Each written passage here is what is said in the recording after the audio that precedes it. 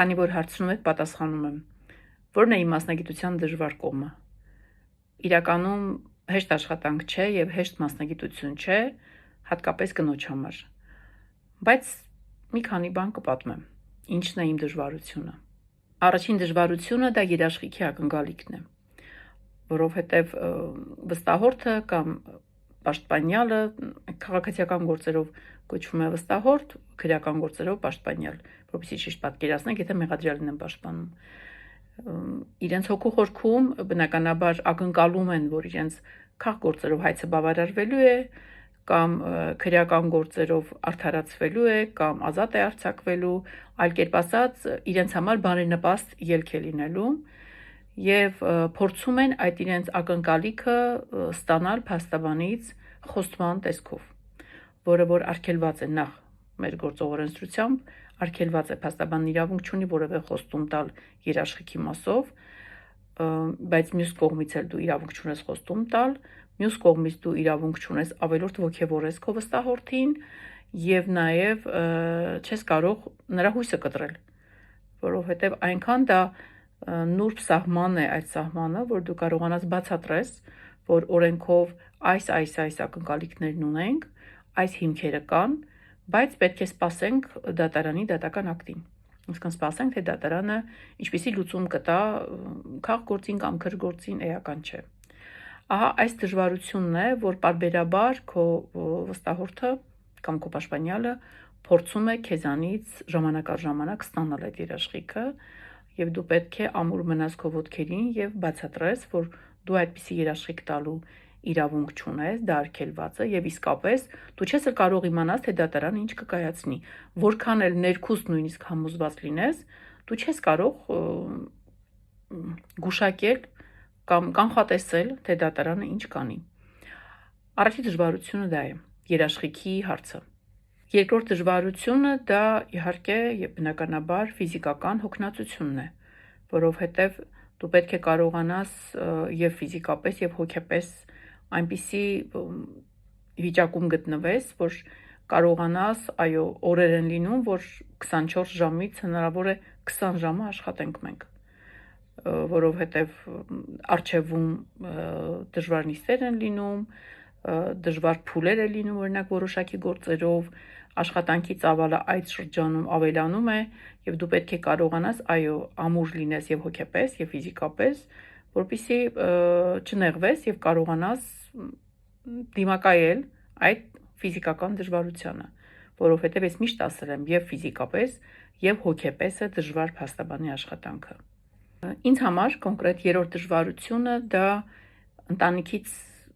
ընտանիքից որոշ առումով կտրվելն է, որովհետեւ այո, երբ դու վերցնում ես որոշակի պատասխանատվություն որոշ գործերով, դու ստիպված ես լինում աշխատել շատ ավելին, ժամային առումով նկատի ունեմ, քան դու օրինակ նախատեսում էիր։ Եվ ով է այստեղ տուժում, քո ընտանիքը, քո հարազատները, որովհետև մի կողմից դու քո վստահորդի, քո պաշտպանյալի առջև պատասխանատու ես, բայց մյուս կողմից դու նաև պատասխանատու ես քո ընտանիքի առջև, որովհետև երեխան ուզում է առողջ մթնոլորտ, առողջ ընտանիք, ամենօրյա շփում, որը որ կին փաստաբանների համար մեծ դժվարություն է լինում, մի որոշակի շրջանից սկսած, երբ արդեն բավականին ծանրաբեռնված գործեր է ունենում եւ արդեն սկսում է ամբողջ հունով ծանրաբեռնված աշխատել։ Այդ փուլից կնոջ համար բավականին դժվար է լինում համատեղել եւ ընտանիքի հոգսը, ընտանիքի խնամքը եւ կնոջ դերը իր աշխատանքի եւ մասնագիտական պարտականությունների հետ։ Դա իրականում բարդ է։ Հաջորդ դժվարությունը դա այն պարտություններն են,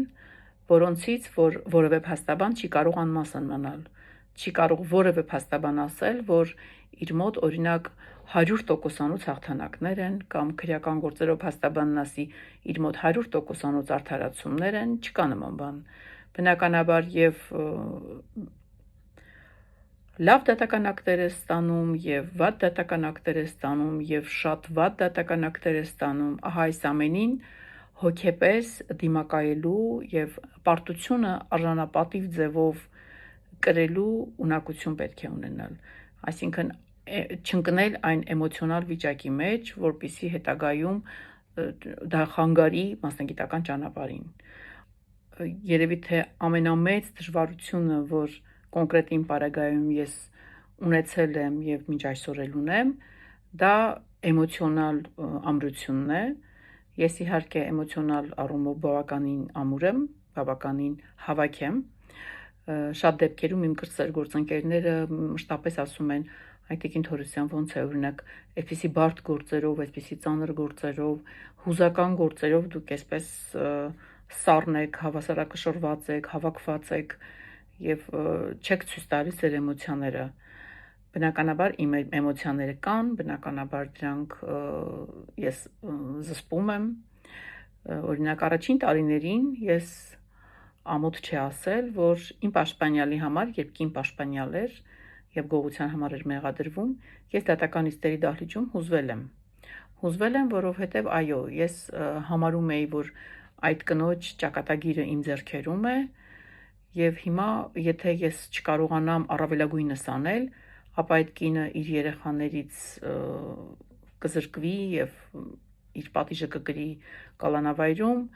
որի պատճառով ես ինձ մեղավոր կզգամ։ Ահա այսպիսի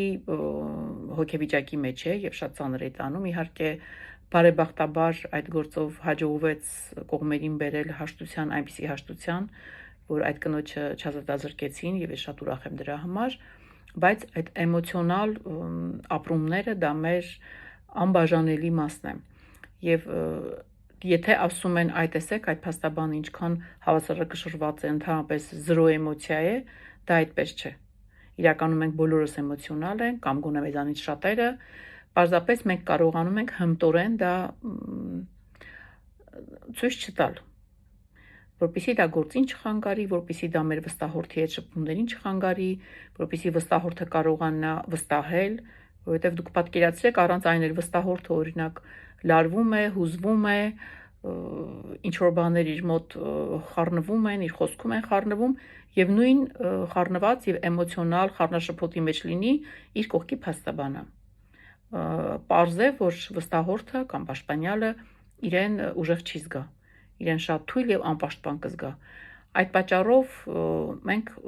այսպես ասած, պարտավոր ենք լինել էմոցիոնալ այնպիսի կայուն վիճակում, որ մեր պաշտպանյալը մեր ձեռքը բռնած այդ ճանապարհը ավելի վստահ մեզ հետ միասին քայլի։ Էլի շատ դժվարություններ կան, որոնց մասին եթե ձեզ հետաքրքիր է, ես հետագայում հաջորդ տեսանյութով ավելի ուշ կդնեմ, ոչ այսօր, բայց ժամանակ առ ժամանակ խոսեմ այդ մասին, քանի որ ձեր հարցերը ինձ ստիպեցին մտածել այդ մասին, որ երևի թե ձեզ հետաքրքիր է իսկապես, թե կին փաստաբանը